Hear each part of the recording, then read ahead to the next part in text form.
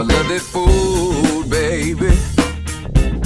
Without it, you be starving. My love is food, baby. Without it, you be dying.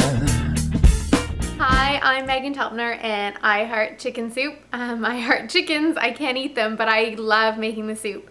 And given that it's sort of cold and flu, wintry season where we're all indulging in a little bit of bad stuff, it's good to make sure we've got some good things on hand, and chicken soup is one of them.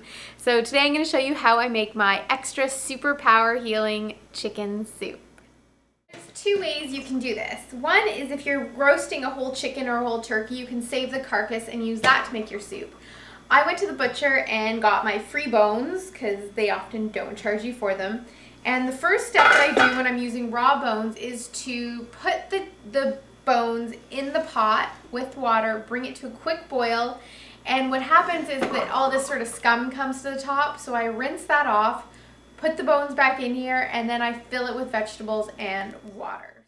So this is what I put into my soup. I've got my leftover broccoli stalks that I saved when I cleaned up my broccoli, a couple zucchinis, 3 leeks, an onion, a handful of carrots, a whole bulb of garlic, I peel each clove, a little bit of ginger root, a couple parsnips, about 6 stalks of celery, my dill and my parsley, 8 cups of water, the chicken bones, and then I let it sit. So I like to cut my vegetables that I'm going to be keeping to add to my soup at the end into larger pieces. So I cut the carrots pretty big so that at the end they're easier to fish out, and then I cut them smaller after when I go to store my soup. The same goes for the celery and the parsnips, because often I keep them so they don't have to be cut up into tiny pieces.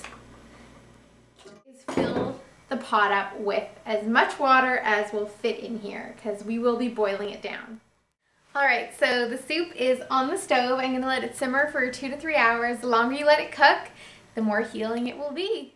Cooking for a couple hours, and the next part is where it gets a little messy, and what we're going to do is strain out the broth from the stuff that was left behind to cook it.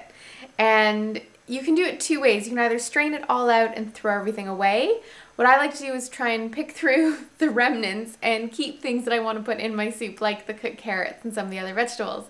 Depending on the chicken or meat or bones that you use, you may want to keep some of that to add to your jars of soup. Pour from the pot into a colander with a bowl.